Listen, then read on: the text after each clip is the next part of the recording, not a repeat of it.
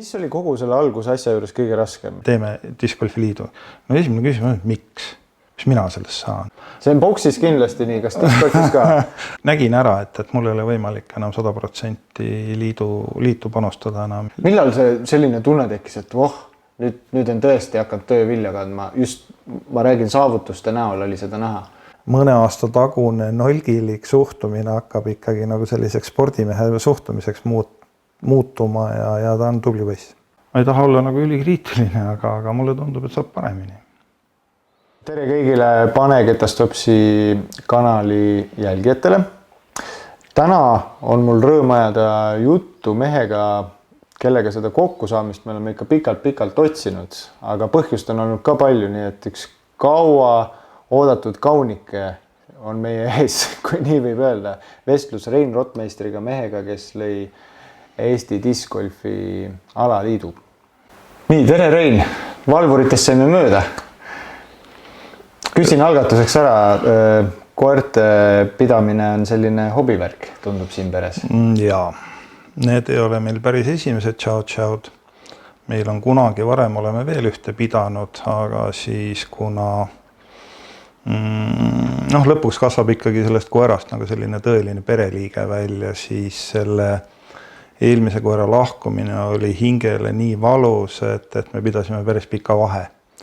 Aga nüüd nad on jälle meil siin kahekesi olemas ja Margiti videos ma räägin nendest pikemalt. Räägime siis sellest, mis on hingele nii ilus kui valus. Et tundub, et discgolf on ka, et oled Eesti discgolfil jätnud mõistagi suure jälje ja elad selle ligati kaasa. Aga üks asi, millest kunagi ei saa mööda, igalt discgolfi huviliselt või selle alaga tegijalt peab nagu küsima, et millal ja kus siis puutusid ise discgolfiga esimest korda kokku? See on tegelikult päris huvitav lugu isegi, et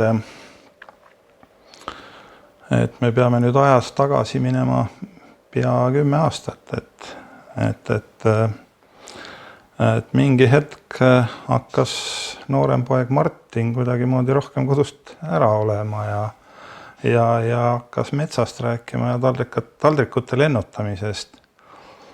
Ja eks ta algus ikka oli ühest kõrvast sisse teisest välja, aga siis mingi hetk ta tuli minu juurde, see võis nüüd olla 2012 lõpp päris või 13 algus, 12 lõpp ikkagi, et isa, et ma tahan Ameerikasse võistlustele minna. Ma siis kohe uhkelt ette. Ja ma siis alguses nagu ei suutnudki seda päris nagu mõista, kuna ma ei olnud absoluutselt ju discgolfiga kokku puutunud, ma ei teadnud selle spordialast mitte midagi. Ja minu jaoks tundus ikkagi natukene nagu võõras, et kuidas nüüd taldrikut minnakse nüüd Ameerikasse lennutama, et mis selle asja nagu selline pöent või mis selle asja nagu selline mõte üldse võiks nagu olla, et miks seda kõike nagu teha ja eks ma siis hakkasin natukene oma käe peal uurima ja loomulikult Martin rohkem silma peal hoidma ja siis mingi hetk 2013 algus ma ütlesin, et okei. Et lähme. Ja ta oli selles mõttes väga meeldivalt üllatunud, et ma ise tahtsin kaasa tulla, nagu, et ta tegelikult oli arvestanud sellega, et ta peab üksi minema. Et mina peaksin siis lihtsalt nagu rahastama loomulikult. Aga ei midagi, et tundus nagu huvitav asi ja YouTube'is oli vanadest memoriali ringidest oli nagu ka mingisuguseid videod olemas ja nii see teoks saigi, et minu esimene discgolfi võistlus, mida mina ise oma silmaga nägin, oli siis 2013 Memorial Championships. Ja see on Arizonas või? See on Phoenixi lähedal ja Arizonas. Sellel aastal oli 2 rajal, oli siis Fountain Hills ja Vista del Camino. Ja see oligi minu esimene kokkupuude discgolfiga. Kuna sa tõid poja sisse, kas nüüd ütleme see, et üldse spordi poole pealt tuli selline ettepanek spordipüsikus teie peres natuke paari sõnaga, et on see? Jaa, ei, see on täitsa olemas, see on juba, minu isa oli tegelikult üsna tubli kergejõustiklane ja tegelikult mina ju sain 7. klassi lõpus sain tegelikult ju kutse Tallinna spordiinternatkoolist, et kergejõustiku osakonnaga ühineda ja selle kutse pere raskel nõusolekul me võtsime perega ka vastu, nii et ma olen Tallinna spordiinternatkooli kergejõustiku osakonna õpilane ja omas vanuseklassis ma ikkagi omal ajal olin ikkagi Eestis täitsa tipus. Ameerikas pojaga käidud, mis siis edasi hakkas juhtuma lühidalt? Mis need esimesed aastad siis nüüd kaasa tõid? 2013 jah, et siis ma tegelikult hakkasingi rohkem nagu jälgima seda sporti, et see Ameerika kogemus tegelikult esimese discgolfi kogemusena oli tegelikult päris võimas, et päris selge oli see, et see ei ole enam selline harrastusspordiala Ameerikas, vaid tegelikult see on nagu ikkagi selline professionaalsel tasemel tõsine sport. Ja see nagu paelus mind vast selle asja juures kõige rohkem. Ja kuna see esimene kogemus oli selline, siis tahtmata tegelikult hakkasin paralleele tõmbama sellega, mis meil siin koha peal toimub, kuidas toimub ja mis võistlused meil on, millise tasemega võistlused meil on, kes on meie sportlased ja nii edasi, siis järjest rohkem nagu tekkis veendumus, et siin on nagu väga palju ära teha. Ja mul on nagu tõeliselt hea meel, et tegelikult me mõne aastaga saime ikka tehtud ka nagu, et see, ma just väga hästi mäletan nagu 2013, see viis olla 2013, võib-olla 2014, ma ei mäleta, tähendab, me ju käisime Leedus Eurotuuri võistlustel ja seal oli Baltic Sea tuuri võistlused ja tegelikult need olid väga hästi ja väga kõrgel tasemel korraldatud võistlused võrreldes sellega, mis siis sellel hetkel Eestis toimusid. Nii et tol hetkel oli Leedu isegi Eestist ees? Kindlasti. Mängijad olid kõrgema tasemega, ma mäletan, et siin sellele kõigile tuntud Kabrasele, Gabrielus Kriitsiusele nagu saanud suurt keegi vastu, et tema ikkagi oli seal A ja O, nagu kes neid võistlusi võitis, eks, ja võistluse korraldus tegelikult Kabrasi isa Darius nagu tegi ikkagi väga heal tasemel ja midagi pole nagu öelda, et see Belmontose rada oli nagu, kus need Vilniuse võistlused käisid, et see oli hästi maalilise, hästi kihtis kohas nagu ja tegelikult see rada oli hästi vägev nagu ja jättis väga hea mulje jättis. Aga seda enam on nagu täna nagu hea meel võrrelda, et täna oleme ikkagi discgolfi suurriik Eesti on just ikkagi discgolfi suurriik ja paraku nagu Leedu areng on ikkagi nagu seisma jäänud. Ja äkki lähmegi selle juurde, et täna me teame kõik, et Eesti on Baltikumis ilma igasuguse küsimuseta juhtiv riik. Et 2014 alustasid kõigest sellise nähtusega nagu Eesti Discgolfi Liit. Saan aru, tulid tagasi Ameerikast, nägid seda Eesti discgolfi seisu, tuli midagi ära teha, see viis siis liidu rajamiseni kuidagi. Ja. Kuidas need mõtted tulid ja mis siis selleks tuli ära teha, et sellise asjaga alustada? Ega need mõtted ju olidki selles mõttes hästi lihtsad nagu, et meil oli nagu Ameerika kogemuseks, siis oli meil see Leedu kogemus, siis meil oli see Eesti seiseks ja Eestis oli tegelikult ka sellel hetkel ju mingisugune ühing oli olemas, oli ju Eesti discgolfi harrastajate liit. Ja ma nagu selles mõttes ei saanudki päris hästi aru, kusjuures ma ei ole siiamaani päris hästi aru saanud. Ma muidugi ei ole küsinud ka, pean ausalt üles tunnistama, et miks seda harrastati liitu vaja üldse oli.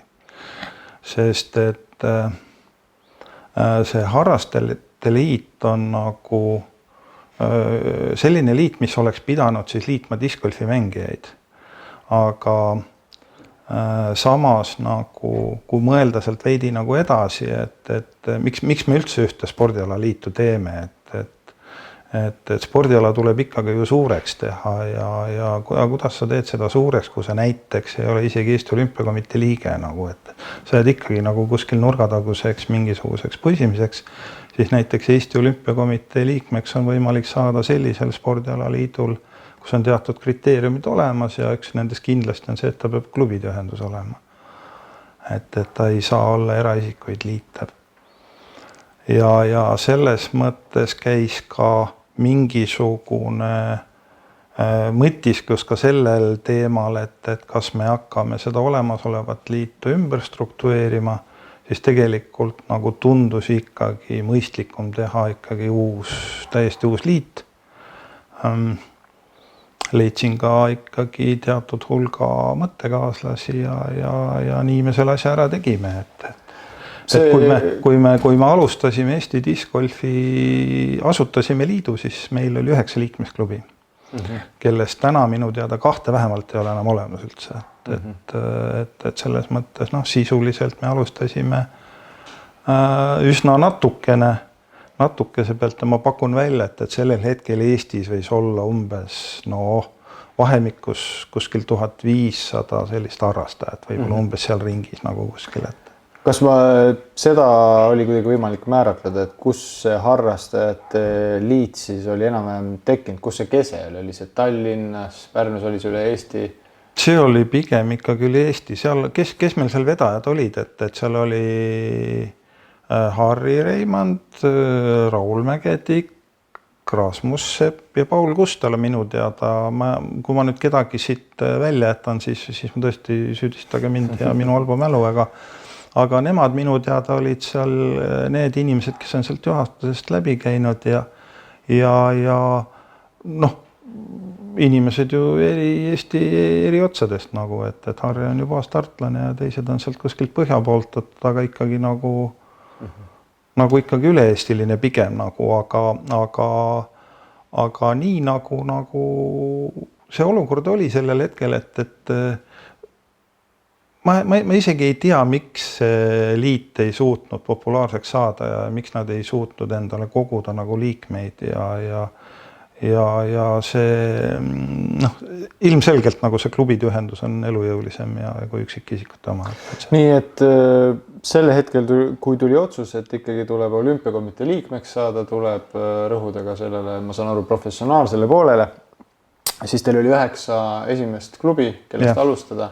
Täna on ju Eestis neid kümneid. Ma nüüd ei ole täpselt kursis tegelikult selle klubide arvuga, kas 40 on juba täis või kui mina nagu liidu juhi koha pealt taandusin, siis meil oli vist 36 ja 35 klubi. Ma pigem usun, et täna peaks üle 40 küll nüüd juba olema. Siin viimasel aastalgi on tulnud uusi põnevaid klubisid. Mis oli kogu selle alguse asja juures kõige raskem, et keda tuli veenda või keda motiveerida või panna midagi mõistma? Eks ta alati ju inimeste taha jääb ju alati asi nagu, et nagu ju meil, kes mäletavad, vana juhti õpetaja ütles, et kaadrid otsustavad kõik. Ja oli vist Vladimir Iljitš Lenin, kes niimoodi ütles, et siis oli ju, selles mõttes oli asi ju lihtne, et raha ju ei olnud. Ja tuli leida lihtsalt vabatahtlikud, kes oleksid nõus sinu ümber seda asja vedama nagu ja selle eest tasu saamata. Ja eks neid inimesi tuligi leida ja veenda ja see vast oli selle alguse juures oligi kõige keerulisem, et inimestele ja ka nendele klubidele ja ka selgeks teha, et esimene küsimus ju on see, kui lähed inimesed, kuule, tule, et me teeme discgolfi liidu. Esimene küsimus on, et miks? mis mina sellest saan ja see oligi vast kõige keerulisem nagu asi, et aga ma siiski leidsime need inimesed ja need inimesed on tänaseks ikkagi, kõik ei ole enam liidu juures tegevad, aga need inimesed on täna ikkagi andnud nagu selle alguse juures hindamatu panuse, nagu, et ilma nende inimesteta ei oleks seda liitu täna olemas. Et need inimesed, kes ei ole liidu juures, näiteks Margo Mustonen, Martti Ojamaa, et nemad olid meil Marek Põder, kes olid juhatuse liikmed, kes enam ei ole, et nad kõik on andnud oma väga tubli panuse ja rääkimata siis nendest inimestest, kes täna ju on veel alguses saadik juhatuse liikmed, et Rainer Lipand ja Marko Savi-Jauk, see on ikka ju väga äge nagu. Küsin sellist asja nüüd vahepeal, ma saan aru, sa tegelikult ise väga aktiivselt üldse discgolfi ei mängi, et kõik need aastad see motivatsioon lähtus nagu siis täpselt millest. Sageli need, kes ise mängivad, eks ole, neil tekivad nagu kuidagi kõik need ettekujutused, mis võiks veel areneda. Sulle piisas, tundub, et väiksest tõukest juba, et midagi suurt ära teha. No ikka on ju niimoodi, et see andmisrõõm on kõige suurem rõõm, et tegelikult noh. See on boksis kindlasti nii, kas discgolfis ka? Eks ta ikka on jah, et ega noh, see algus, ega kui me alustasime nagu selle asjaga, et ega ma ei olnud ise sugugi mitte veendunud, et ma tahan olla 5 või 6 aastat liidu president ja seda nagu lõpuni nagu vedada niimoodi, et ega ma pigem olin ka nagu seda meelt, et kuskilt otsast hakkame pihta, lükkame hoo sisse ja küll siis nagu veerema hakkab, et leiame nagu inimesi juurde ja küll see nagu nii läheb, aga noh, nagu need ajutised asjad on, et need on tavaliselt kõige püsivamad, et siis lõpuks tuligi sukelduda ikkagi täiesti põhjani välja nagu sinna ja noh, tegelikult mul on täitsa hea meel, et ma seda tegin nagu, et ega midagi kahetseda siin küll ei ole. 5 aastat olid siis liidu president? Tegelikult 6 isegi. Isegi 6? Jah. Aga siis andsid teada, et enam ei jätka? Jaa. Minu andmetel 2019? Jah. Uus president valiti meil 2020, eks ole? Ei, need käisidki koos ühel ja samal üldkoosolekul. See oli siis 2019 sügis? Oli see valimine nii? 16, 17, 18, 19, ei, 2020 ikkagi vist oli, jah. Siis andsid teatepulga üle. Jah.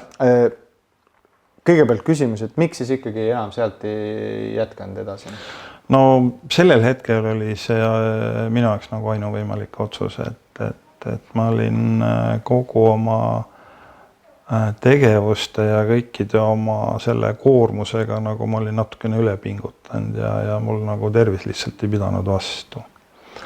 Ja lõi välja üks pärilik haigus, mis siis tahtis nagu päris kõvasti tähelepanu ja kuna noh, ütleme niimoodi, et ma nägin ära, et mul ei ole võimalik enam 100% liitu panustada enam ja isegi noh, 100 nagu väga hästi öeldud, et mul ei ole võimalik piisavalt panustada, et selle minust oleks nagu kasu sellest liidu juhtimises, siis pole mõtet oma kohta kinni hoida lihtsalt, et kui me leiame nagu väärilise kandidaadi, kes on valmis vastutuse võtma, siis ma hea meelega teen seda nagu, et mitte nagu lihtsalt kohta kinni hoida.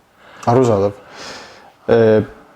Kui sa nüüd mõtled tagasi nendele, ütleme siis 6 aastale, eks ole, mis olid kõige rahuldust toonud sellised saavutused või ärategemised?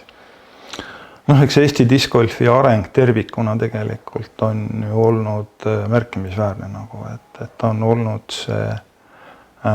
olnud ju see mängijate kasv, on olnud liidu kasv ise nagu, see on meie sportlaste tipud on nagu maailma lähedale jõudnud, see või päris tippu, see kogu see tervik.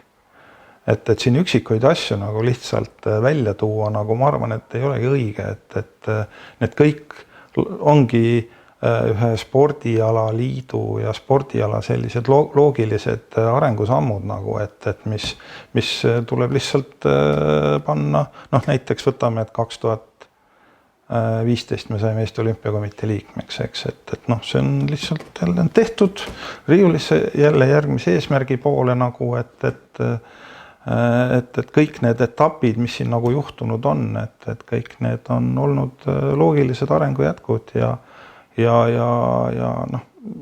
ma arvan, et siin tulebki tegelikult liidu presidendi ja liidu juhi nagu ülesanne ongi tegelikult näha seda suurt pilti nagu, et ja mitte just nagu kinni jääda nendesse detailidesse nagu. Ometi ma küsin sult, kui sa lubad, et kas sul oli oma lemmiklapsi nii-öelda, et sina vist tõid esile need aastakaalad või oli seal miski muu, mida sa tohutult nautisid, et seda sa alati ootasid eriliselt sellest ühest, ütleme, hooajast või? Jällegi jah, tõesti, et need aastakaalad nagu ja parima sportlase valimine ja parimate valimine üldse tervikuna nagu, et jah, tõesti võtsin ise ette ja tegime ära, aga jällegi nagu, aga see on ju loomulik, et kuidas me oma sportlasi ja oma parimaid nagu inimesi, kes panustavad, et kuidas me neid siis väärtustame nagu, et aga ainult läbi selliste sündmuste või läbi tähelepanu või sest raha meil maksta ei ole, et ainult nii saab seda teha, aga seda tegemata jätta ju ei saa. Et see on, kui sa jätad parimat tähelepanuta, siis tegelikult kellele seda liitu siis lõppude lõpuks tehakse nagu, et ikkagi inimestele ju tehaksegi nagu, et rahast rääkides võis tohutult raske olla alguses, kui sul on siin mingi 1500 harrastajat, mõned klubid, leidagi üldse rahastust. Kas see oli üks suur osa sellest algusaastatest? Ei, tegelikult polnud keerulist midagi, et eks tuli oma raha alla panna ja oligi kõik nagu, et oli selles mõttes oli hästi lihtne nagu, aga eks need aastad läksid palju maksma, mitte ei maksnud sulle palju, tundub nii? Ei, mina ei ole Eesti Discgolfi liidult veel raha saanud nagu, et vist mingid kulutused kuskilt kütuse ja midagi ma nagu tšekid lasin välja võtta mingil hetkel, aga ei jah, et selles mõttes see oli ikkagi ainult kulu ja loomulikult mitte ainult mulle, ega seal oli teised samad moodi nagu, et ega keegi ei võtnud nende tegemiste eest mingit raha nagu. Meie parimad poegade tütarde esiletõus tuli just nende sinu aastate lõpupoole, seal 2018-19, see oli 2019, kui Kristin võitis, eks ole, Ameerika lahtised. Jah, maailma mastaabis küll, jah. Tegelikult Euroopas me olime juba tublid ju varem. Millal see selline tunne tekkis, et nüüd on tõesti hakanud töö vilja kandma, just ma räägin saavutuste näol oli seda näha? Jällegi nagu, et vaadata nagu seda tervikpilti, et tippsportlased tegelikult on ju ainult üks osa sellest, et mida ma tegelikult esimese asjana tõstaksin üles nagu ja kust ma tundsin tõesti esimest korda, et me oleme nüüd midagi korda saatnud ja midagi ägedat nagu, et see hakkas pihta kuskil 2015 suvel.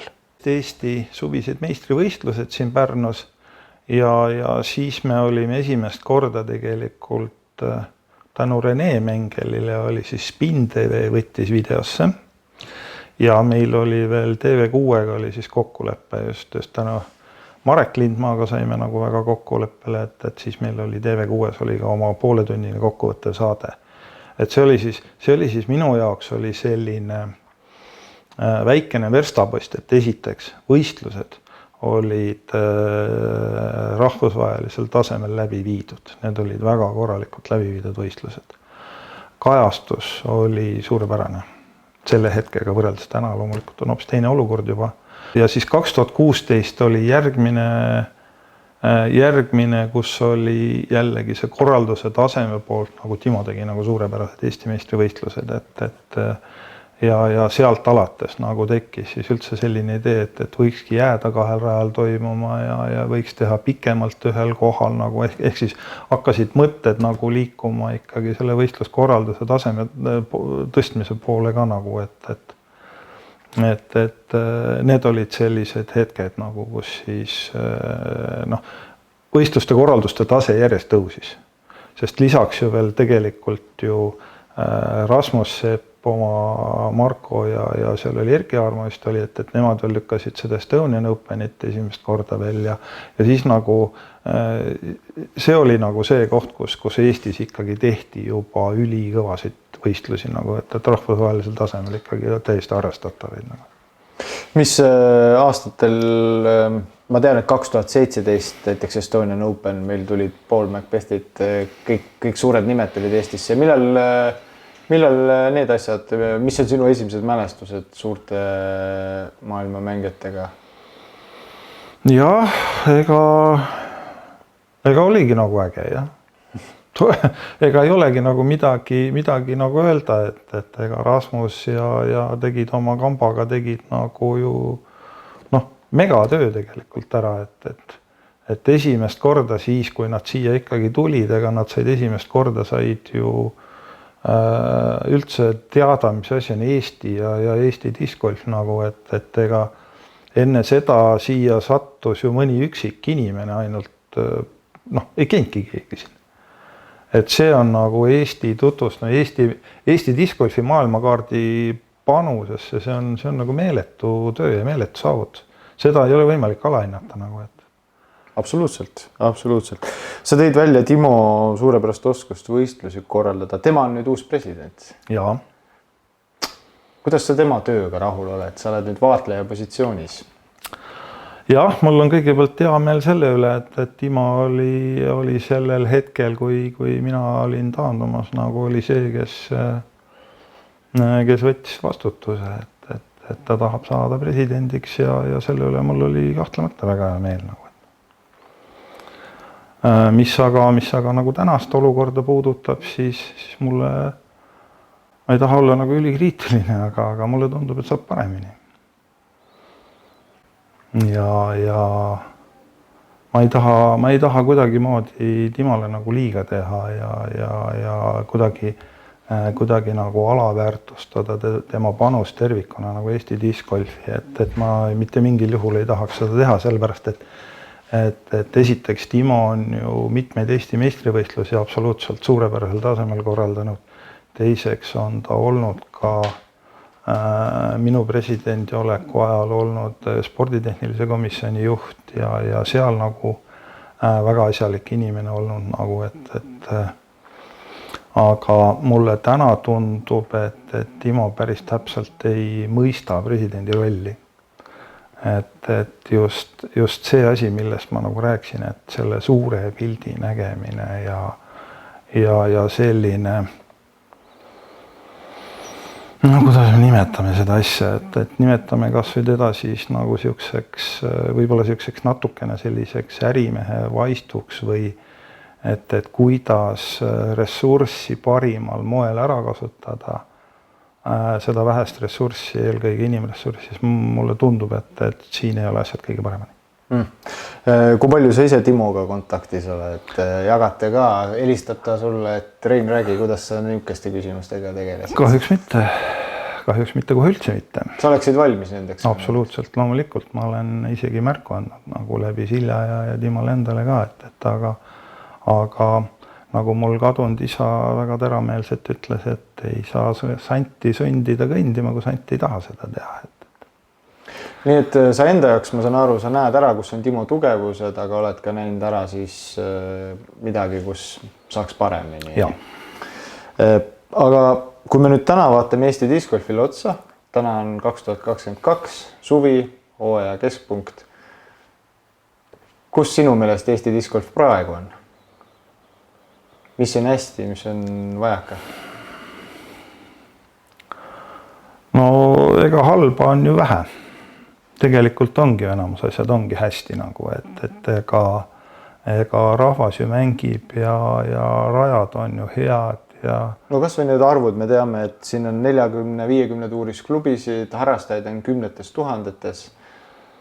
ja ei, selles mõttes ongi nagu kõik hästi, et ega siis liit on ikkagi teinud midagi, mis on vaja teha ja mida mina näiteks ei suutnud teha, näiteks võtame kas või sellesama treenerikutse asja, et see on kogu spordi arengus tervikuna, see on ülioluline asi.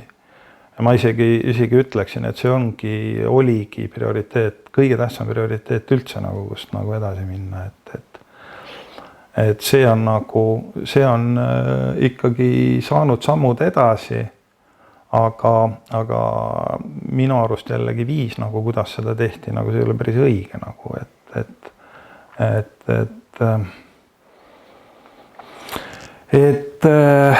me oleme, liit on saanud teha pikaajalisi unistusi võtnud teoks, eks ju, meil on täna nagu palgaline tegevjuht olemas. Palgaline tegevjuht meil on kommunikatsioonijuhtimise taustaga, et kommunikatsiooni ekspert. Siis Timo ise on treeneri paberitega treener. Siis tänaseks me oleme selles seisus, kus minu meelest ma ei taha ühegi inimese panust vähem alaväärtustada või kuidagi. Need inimesed kõik teevad vabatahtlikkuse alusel, välja arvatud Silja, kes saab natukene raha, aga see on tõesti natukene. Et mitte mingil juhul ma ei taha seda teha, aga mina oleks neid teistmoodi. Et minu meelest me täna oleme natukene ära andnud positsioone igal rindel. On see kommunikatsioon, ajakirjandus, Eesti Olümpiakomitee. Minu meelest me oleme natukene igal pool tagasi läinud. Aga meil on ju olemas kommunikatsiooni ekspert, kes on ka liidu tegevjuht või peasekretär, kuidas me teda nimetame, siis miks me paneme selle inimese tegelema treenerikutse programmiga, kui Timo on ise treener ja me paneme kommunikatsioonijuhi, paneme tegelema treenerikutsega ja kommunikatsiooni ekspert ise siis need kommunikatsiooni-eksperdi tegemised jäävad natukene nagu vajaka. Et minu arust see ei ole õige. Mina oleks teinud teistmoodi. Silja on teinud, loomulikult on ülihead tööd teinud. Silja on suurepärane leid Eesti Discgolfi liidule, nagu, et Silja ju tegi selle Discgolfi ajakirja Reiti ja mis ta seal veel tegi, et see uus koduleht on ju tegelikult hästi tehtud ja on vägev nagu, ja ega Siljat ei saa kuidagi nagu kiitmata jätta nagu, aga minu arust veidi kriitikat tahab saada küll see vähese ressurssi ebamõistlik jaotamine. Rääkides siis ressursside sellisest kasutamisest, sul on veel südamelähedaseid teemasid, omavahel mainisid turunduse pool. Jaa, turundus on ju tegelikult meil ju ülioluline teema just selles mõttes, et kuna meie Discgolfi liit täna ei ole veel riiklikult rahastatav, isegi kui ta oleks rahastatav, ega see päris pudrumägesid ju nagunii kohale ei too, et ega meil on ju liidu arenguks on igal juhul ju vajalik raha. Sellest ei saa üle ega ümber. Esiteks, et leida võib olla paremaid eksperte endale kas või palgale või siis teine asi on, küll seda raha vaja läheb. Aga kuidas seda raha ikkagi nagu saada, et see on ju ilmselge nagu, et see raha peab siis tulema ju meie toetajate käest, sest et ega me mängijatelt ei saa seda ju lõputult küsida nagu ja esiteks neil ei olegi seda võib-olla ja teiseks, miks nad peaksidki. Ja kellega me siis tegelikult Eestis konkureerime?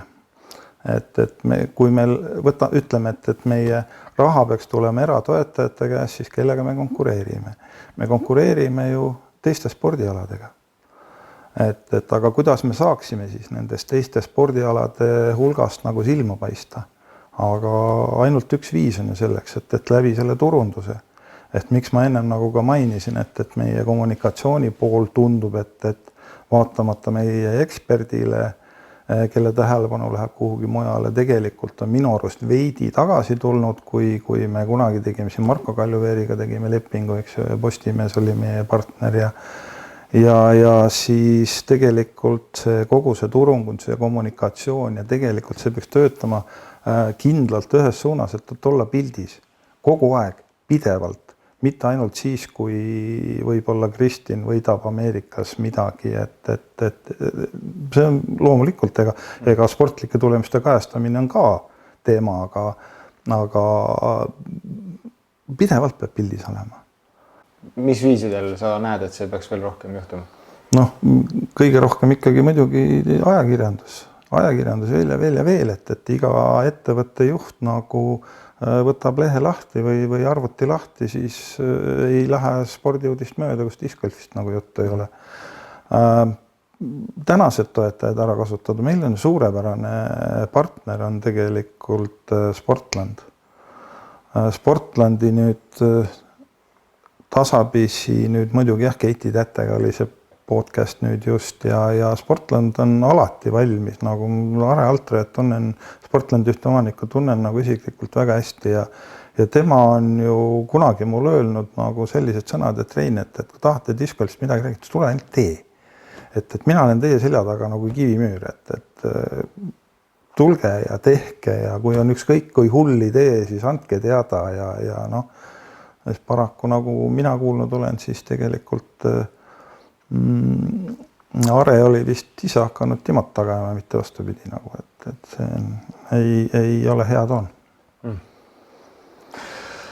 Nii, et see on siis see pool, mis sa näed, et siin turunduses võiks kõvasti juurde panna, võiks teistele spordialadele selga näidata. Absoluutselt. Ma arvan, et see on hädavajalik lihtsalt. No selge. Rääkides veel ka tulevikust, mis peaks nagu juhtuma lähima, ma ei tea, 3-5 aastases sinu silmis kindlasti käsitlesime turunduse teemat, kas midagi on veel hingelt ära rääkida? Ja noh, kui turunduse saaks nagu paika selliselt, et inimesed on ise rahul ja meie toetajaid nagu hulk kasvab ja nähakse, et potentsiaali discgolfis, siis tegelikult järgmine teema on ju töönoortega nagu, et ma saan aru, et mingi hetk, mis on jällegi tähelepanuväärne ja hästi tehtud, nagu oli, me alustasime koolide projekti, aga minu arust nagu see ei ole olnud nagu siiski järjepidev.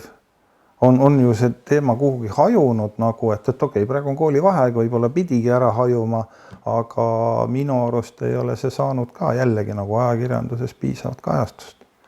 Jällegi nagu, et me ise liidu sees teame, et meil on koolidele suunatud programm, kuhu see jõudnud on, sellest oli tükk aega nagu mitte midagi juttu olnud, aga see on jällegi nagu ülioluline, et töönoortega. Et keda me siis kasvatame endale nagu või kus need meie järeltulijad peavad siis nagu tulema, et meil on täna küll Roland Kõur ja Mattias Villota, aga kus need uued siis peaksid nagu ja tegelikult, mis hakkab silma radadel, me ikkagi liiga palju noori ei näe.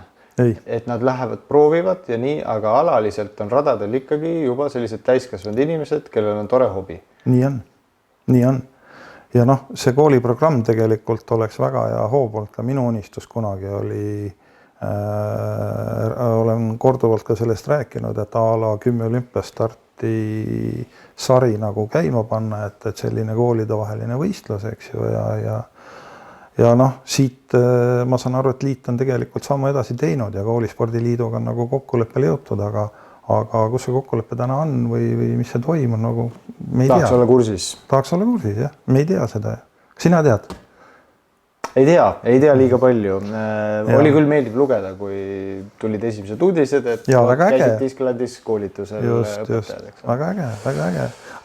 Ja, aga me tegime ka kunagi, me mäletan, me tegime Kõrvemaal, liit tellis veel bussi, võttis 30 Tallinna kooliõpetajad peale, viisime Kõrvemaale ja tegime ka koolituse. ise panin programmi kokku, olime siis kabinetis või seal majas sees, tegin discgolfi tutvustuse sellise 40-50 minutise ja siis Kaidi Alsalu ja Martin Rottmeister viisid nagu siis koolituse läbi ja siis tegid ühe ringi ka, et me oleme seda ennegi teinud, aga noh, jällegi nagu, et järjepidevust on vaja. Teine asi nüüd on muidugi see, et kui see treeneri programm ikkagi nagu käima läheb, et see peaks ka jõudma kuhugi edasi nagu, et mitte see, et meil on jälle nagu noh, et meil on nüüd treenerid, et mis siis nüüd edasi saab, et noh, üks asi on loomulikult see, et saada riiklikku rahastust on treeneri kutseprogramm on oluline, treenerid on olulised, aga ei tohi ära unustada nüüd tegelikult seda veel olulisemat poolt, et meil on nagu noori vaja peale kasvatada, et nendest treeneritest, keda siis nüüd liit koolitab ja Eesti Olümpiakomitee koolitavad, et nendest ka tolku oleks, et mitte ei jääks nagu iseendale nagu need teadmised, et need ikkagi edasi jagatakse. Mul on siin selline küsimus ees, et kus on Eesti discgolf 5 aasta pärast sinu arvates? Nüüd siin saab rääkida 2 erinevat viisi, kus ta võiks olla. Just. Või kus ta on siis selle baasil, mis praegu toimub. Räägime siis selle baasil, mis praegu toimub, kus ta võiks 5 aasta pärast olla. Kõik Reinu soovid ei täitu. Sellest hoolimata, mida me võiks 5 aasta pärast näha? Noh, ma kõigepealt hakkaksin sellest pihta, et Rein on ikkagi nii tagasihoidlik inimene, et minu soovidest ei sõltu siin nagu midagi ega ja nii tore võib-olla ongi, et ega ühe inimese soovidest nagu ei peagi kõik sõltuma, aga meil on ju olemas selline dokument nagu Eesti Discgolfi Liidu arenguprogramm. Ja tegelikult meil on seal ju väga hästi sõnastatud ära, mis on Eesti Discgolfi Liidu missioon, visioon ja väärtused, et visioon minu mäletamist mööda, ma nüüd sõna-sõnalt kindlasti ei mäleta, aga minu arust meie liidu visiooniks peaks olema kunagi, kui me selle koostasime, siis natuke klišee on, aga 5 enim noori liikumisharrastuse juurde suunava spordiala hulgas peaks olema. Ja midagi sellist mäletan ka mina. Just, ma arvan, et kui see eesmärk on täidetud, siis on kõik hästi. Aga vahva. Tõid oma poega Martinit juba nii mitu korda välja. Pojast rääkides tegelikult mitmekordne Eesti meister, üks parimaid mängijaid, kes on üldse olnud. Nüüd on olnud siin vigastusi, võidud on jäänud natukene tahapoole. Mis poja tegemistest oskad rääkida? Palju kaasa elad? Oi, no kuidas sa siis oma lastele kaasa ikka elad? Et ei, Martin on tubli poiss. Hästi kasvatatud oma isa hea poeg ja tubli elukaaslane oma elukaaslasele ja ei, Martin on kõik hästi nagu, et ta teeb siin oma toimetusi ja järk-järgult ikkagi hakkab järjest rohkem mängima ka, et nüüd ta see aasta ikkagi mõned võistlused teeb ja ma nüüd ei ole temaga küll rääkinud sellel teemal, kas ta võtab ette kunagi veel nagu selle tippsportlase tegemise, et selles mõttes, kui ta siin 5-6 aastat tagasi nagu oli Eesti parim mängija, siis ma tean väga täpselt ju palju me panustasime raha ja kui palju Martin trenni tegelikult tegi ja see oli ikkagi täielik tippsportlase elu nagu, et see tahab ikkagi metsikut pühendamist saada. See tahab metsikut pühendamist saada ja ma ei ole kindel, kas tal on seda vaimset, mitte jõudu tal kindlasti oleks, aga kas tal on seda vaimset tahtmist just uuesti see Kadalip kõik uuesti läbi teha nagu, et ma ei ole sellest kindel. Aga see küsimus on pigem nagu ikkagi Martinile, mitte mulle, et mina olen ikka talle kaasa ja ükskõik, kus ta teeb või mida mängib või mängib kas või bowlingut, siis ma olen ikka pöidlud peas. No Martin siis praegusel ajal korraldab ka suurvõistlusi, on Prodigy esindaja siin Baltikumis, neid vastutusi jagub. Estonian Openist ka äkki paar sõna, et sina oled ka kaasa aidanud. Nüüd on jälle järjekordne ootamas. Eks ma ikka olen natuke kaasa aidanud jah. Eelmise Estonian Openi ajal ma olin ikkagi kõik päevad koha peal ja ikkagi olin nagu selles mõttes täiega asja juures, et seda korda kahjuks minu enda tegemised ei võimalda seda nii palju teha, et parimal juhul nagu kui veab, siis ma tegelikult saan 1 päevaks võib-olla kohale tulla. Et eks ma siin nõujõuga olen ikka nagu aidanud, aga seda korda nagu on see põhiraskus ikkagi läinud Tarmo Laiksoo peale nagu ja Martin siis aitab nagu Tarmot seda korda, et jah. Siin oli just jutuks ühes laivis sellest, et praegu peab Estonian Open võitlema siin, ma ei tea, sulaga või tüünide ja asjadega. Kas sa ise tead, poisid, ise visioon on nagu need asjad üle lüüa või kuskile leida selline aeg sinna kalendrisse, et Estonian Open oleks ikka nii, et kogu maailm tahab kokku joosta? Jaa, ei, loomulikult jällegi nagu, et eks me peamegi vaatama, kellega me konkureerime, et nagu nii nagu discgolf konkureerib teiste spordialadega, nii nagu Estonian Open konkureerib teiste spordialadega, võistlustega tähendab, et ja see, kuna see sula nagu niimoodi läks, siis täna tegelikult vaadates sula ju täna käib, eks ju, et vaadates nagu seda sportlaste nimekirja, siis ma nagu siin erilist traagikat küll ei näe ausalt öeldes, et me võime täpselt samal ajal teha sulaga ka neid võistlusi, et ega siin sula ja Estonian Open on natukene erinevad teed läinud, et kas siis sula vist oli Eurotuuri etapp ka, Estonian Open ei ole Eurotuuri etapp ja ma arvan, et ega ei peagi olema. Et Estonian Open ongi Estonian Open ja lasta olla samal ajal kui see sula, et see annab tegelikult ameeriklastele pigem nagu võimaluse valida, et kui nad tahavad nädal aega enne European Openit tulla ja lahti mängida ennast, et nad ei pea ilmtingimata sulasse nagu minema. Et nad peavad tulla Eestisse ka, kus tegelikult logistiliselt on ju palju mõnusam edasi Soome minna, kui sealt sulast seiklema hakata. Ja peale selle täna on see Estonian Open on ikkagi Prodigy toetatud, eks ju, et me ei välista, et tulevikus mõni teine kettatootja tahab veel juurde tulla, mitte et Prodigy jääks ära, siis tegelikult tiimimängijaid on võimalik ju sula asemele tuua hoopis siia, nii et. Prodigyst ka mõned sõnad, et Lipand ja Jägel ja kes need olid, kes seal kuskil Nõmme metsade vahel hakkasid ketted jagama? Lipand ja Jägel need olid, jah. Siis võtsite teie nagu perega selle ka veel südames? Jaa, see algas tegelikult kõik sellest, et Rainer ja Kristjan tegid tegelikult Martinile ettepaneku sõlmida siis profileping, et tänases mõistes, kui palju seda profilepinguks enam nagu nimetada saad, kuid sellel hetkel ta oli esimene Eestis. Ja siis hakkasime nagu vaatama seda asja sügavuti, nagu, et mis see leping meile annab, eks ju, mismoodi me võiksime siis edasi nagu minna. Ja siis lõpuks jõudsimegi kõik osapooled neljakesi siis pluss siis nagu soomlased, et jõudsime nagu siis sinnamaani, et oleks tegelikult mõistlik, et meie pere siis pühendubki täielikult Prodigy arengusse nagu Eestis, et ja nii need kokkulepped kuidagimoodi paberile said ja nii me nagu selle asjaga tegelema hakkasimegi, jah. Oli siis lihtne kettaid müüa Eestis? Tasus see ära? Polnud nagu häda midagi, jah, et